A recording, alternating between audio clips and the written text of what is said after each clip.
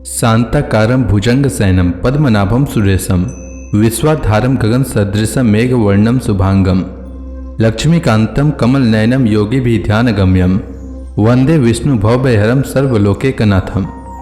मंगलम भगवान विष्णु मंगलम गरुड़ध्वज मंगलम पुंडरीकाक्ष मंगलाय तनोहरि। ओम नमो भगवते वासुदेवाय। आज का दिन आप सभी के लिए मंगलमय हो। आज माघ महीने का 22वां दिन है। आइए सुनते हैं माघ मास कथा का 22वां अध्याय।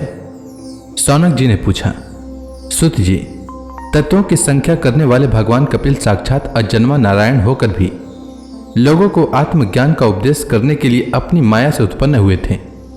मैंने भगवान के बहुत से चरित्र सुने हैं, तथापि इन योगी पुरुष श्रेष्ठ कपिल जी की कीर्ति को सुनते सुनते मेरी इंद्रियां तृप्त नहीं होती।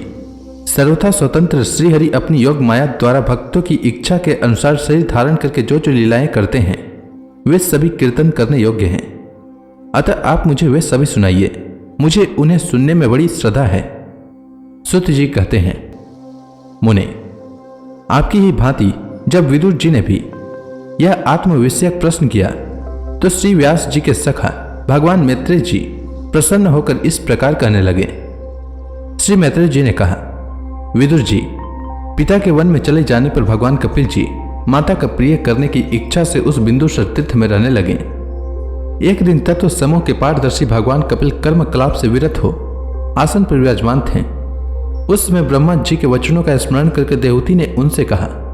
देवती बोली, भूमन प्रभु, इन दुष्ट इंद्रियों की विषय लालसा से मैं बहुत उब गई हूं और इनकी इच्छा पूरी करते रहने से ही घोर अज्ञान अंधकार में पड़ गई हूं। अब आपकी कृपा से मेरी जन्म परंपरा समाप्त हो चुकी है। इसी से इस दुस्तर अज्ञान अंधकार से पार लगाने के लिए सुंदर नेत्र रूप आप प्राप्त हुए हैं। आप संपूर्ण जीवों के स्वामी भगवान आदि पुरुष हैं तथा अज्ञान अंधकार से अंधे पुरुषों के लिए नेत्र स्वरूप सूर्य की भांति उदित हुए हैं। देव, इन देह गए आदि में जो मैं मेरे पन का दुराग्रह होता है वह भी आपका ही कराया हुआ है। अतः अब आप मेरे इस महामोह को दूर कीजिए। आप अपने भक्तों के संसार रूप वृक्ष के लिए कुठार के समान हैं। मैं प्रकृति और पुरुष का ज्ञान प्राप्त करने की इच्छा से आप शरणागत वत्सल की शरण में आई हूं। आप भागवत धर्म जानने वालों में सबसे श्रेष्ठ हैं। मैं आपको प्रणाम करती हूं। श्री मैत्रेय जी कहते हैं, इस प्रकार माता देवती ने अपनी जो अभिलाषा प्रकट की वह परम पवित्र और लोगों का मोक्ष मार्ग में अनुराग उत्पन्न करने वाली थी। उसे सुनकर आत्मा के सत्पुरुषों की गति श्री कपिल जी उसकी मन ही मन प्रशंसा करने लगे और फिर मृदु मुस्कान से सुशोभित मुखारविंद से इस प्रकार कहने लगे। भगवान कपिल ने कहा, माता, यह मेरा निश्चय है कि अध्यात्म योग ही मनुष्यों के आत्यंतिक कल्याण का मुख्य साधन है, जहां दुख और सुख की सर्वथा निवृत्ति हो जाती है। साध्वी, सब अंगों से संपन्न उस योग का मैंने पहले नारद आदि ऋषियों के सामने उनकी सुनने की इच्छा होने पर वर्णन किया था, वही अब मैं आपको सुनाता हूँ। इस जीव के बंधन और मोक्ष का कारण मन ही माना गया है।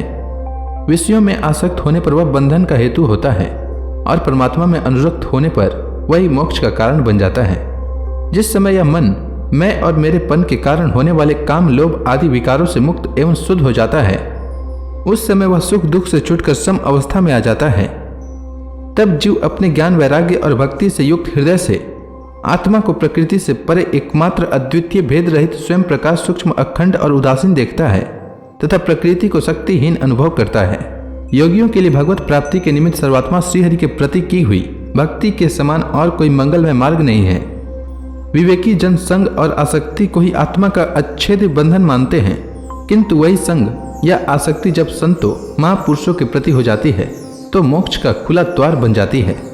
जो लोग सहनशील, दयालु, समस्त देहधारियों के अकारण हेतु किसी के प्रति भी शत्रु भाव न रखने वाले, शांत सरल स्वभाव और सत्पुरुषों को सम्मान करने वाले होते हैं, जो मुझ में अनन्य भाव से सुदृढ़ प्रेम करते हैं, मेरे लिए संपूर्ण कर्म तथा अपने सगे संबंधियों को भी त्याग देते हैं और मेरे परायण रहकर मेरी पवित्र कथाओं का श्रवण कीर्तन करते हैं तथा मुझ में ही चित्त लगाए रहते हैं, उन भक्तों को संसार के तरह तरह के ताप कोई कष्ट नहीं पहुंचाते हैं।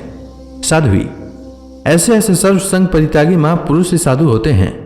तुम्हें उन्हीं के संग की इच्छा करनी चाहिए, क्योंकि वे आसक्ति से उत्पन्न सभी दोषों को हर लेने वाले हैं। सत्पुरुषों के समागम से मेरे प्राकर्मों का यथार्थ ज्ञान करने वाली तथा हृदय और कानों को प्रिय लगने वाली कथाएं होती है। उनका सेवन करने से शीघ्र ही मोक्ष मार्ग में श्रद्धा, प्रेम और भक्ति का क्रमशः विकास होगा।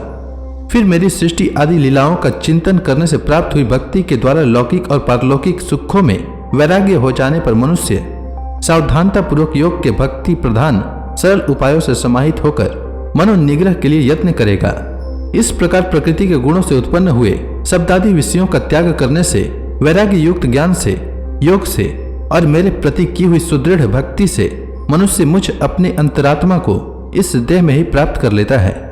देवती ने कहा, भगवान, आपकी समुचित भक्ति का स्वरूप क्या है और मेरी जैसी अबलाओं के लिए कैसी भक्ति ठीक है, जिससे कि मैं सहज में ही आपके निर्वाण पद को प्राप्त कर सकूं।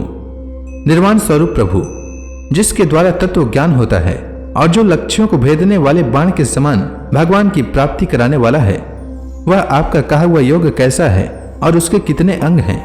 हरे, यह सब आप मुझे इस प्रकार समझाइए जिससे कि आपकी कृपा से मैं मंदमती स्त्री जाति भी इस दुर्बोध विषयों को सुगमता से समझ सकूं। श्री मैत्रेय जी कहते हैं, विदुर जी, जिसके शरीर से उन्होंने स्वयं जन्म लिया था, उस अपनी माता का ऐसा अभिप्राय जानकर कपिल जी के हृदय में स्नेह उमड़ आया और उन्होंने प्रकृति आदि तत्वों का निरूपण करने वाले शास्त्र का, जिसे सांख्य कहते हैं, उसका उपदेश किया। साथ ही भक्ति विस्तार एवं योग का भी वर्णन किया। श्री भगवान ने कहा, माता, जिसके चित्त एकमात्र भगवान में ही लग गया है, ऐसे मनुष्यों की वेद विहित कर्मों में लगी हुई तथा विषयों का ज्ञान कराने वाली इंद्रियों की जो सत्व मूर्ति श्रीहरि के प्रति स्वाभाविक की प्रवृत्ति है, वही भगवान की अहेतु की भक्ति है। यह मुक्ति से भी बढ़कर है। मेरी चरण सेवा में प्रीति रखने वाले और मेरी ही प्रसन्नता के लिए समस्त कार्य करने वाले कितने ही बड़भागी भक्त जो एक दूसरे से मिलकर प्रेम पूर्वक मेरे ही पराक्रमों की चर्चा किया करते हैं, मेरे साथ एक ही भाव की भी इच्छा नहीं करते। वे साधु जन अरुण नयन एवं मनोहर मुखार विंद से युक्त मेरे परम सुंदर और वरदायक दिव्य रूपों की झांकी करते हैं और उनके साथ सप्रेम संभाषण भी करते हैं, जिसके लिए बड़े बड़े तपस्वी भी ललायित रहते हैं। दर्शनीय अंग प्रत्यंग, उदार हास विलास, मनोहर चितवन और सुमधुर वाणी से युक्त मेरे उन रूपों की माधुरी में उनका मन और इंद्रियां फंस जाती है। ऐसी मेरी भक्ति न चाहने पर भी उन्हें परम पद की प्राप्ति करा देती है। अविद्या की निवृत्ति हो जाने पर यद्यपि वे मुझ मायापति के सत्यादि लोगों की भोग संपत्ति भक्ति की प्रवृत्ति के पश्चात स्वयं प्राप्त होने वाली अष्ट सिद्धि अथवा वैकुंठ लोक के भगवदीय ऐश्वर्य की भी इच्छा नहीं करते, तथापि मेरे धाम में पहुंचकर उन्हें ये सब विभूतियां स्वयं ही प्राप्त हो जाती हैं, जिनका एकमात्र मैं ही प्रिय आत्मा, पुत्र, मित्र, गुरु, सुहृद और इष्ट देव हूँ। वे मेरे ही आश्रय में रहने वाले भक्तजन शांति में वैकुंठ धाम में पहुंचकर किसी प्रकार भी इन दिव्य भोगों से रहित नहीं होते और न उन्हें मेरा काल चक्री ग्रस्त सकता है। माता जी, जो लोग इस लोक परलोक और इन दोनों लोकों में साथ जाने वाले वासना में लिंग, देह को तथा शरीर से संबंध रखने वाले जो धन, पशु एवं गृह आदि पदार्थ हैं, उन सबको और अन्य ने संग्रहों को भी छोड़कर अनन्य भक्ति से सब प्रकार मेरा ही भजन करते हैं, उन्हें मैं मृत्यु रूप संसार सागर से पार कर देता हूँ। मैं साक्षात भगवान हूँ, प्रकृति और पुरुष का भी प्रभु हूँ तथा समस्त प्राणियों का आत्मा हूँ। मेरे सिवा और किसी का आश्रय लेने से मृत्यु रूप महाभय से छुटकारा नहीं मिल सकता। मेरे भय से यह वायु चलती है, मेरे भय से सूर्य तपता है, मेरे भय से इंद्र वर्षा करती है और अग्नि जलाती है तथा मेरे ही भय से मृत्यु अपने कार्य में प्रवृत्त होता है। योगी जन ज्ञान वैराग्य युक्त भक्ति योग के द्वारा शांति प्राप्त करने के लिए मेरे निर्भय चरण कमलों का आश्रय लेते हैं। संसार में मनुष्यों के लिए सबसे बड़ी कल्याण प्राप्ति यही है कि उसका चित्त तीव्र भक्ति योग के द्वारा मुझ में लगकर स्थिर हो जाए। तो इसी के साथ यह अध्याय समाप्त हुआ। इसके आगे की कथा मैं कल के अध्याय में सुनाऊंगा। तब तक के लिए भगवान हरि का नाम लेते रहें। तो प्रेम से बोलिए भगवान विष्णु की जय, श्री कृष्ण भगवान की जय, लक्ष्मी माता की जय, तुलसी माता की जय, समस्त देवी देवताओं की जय।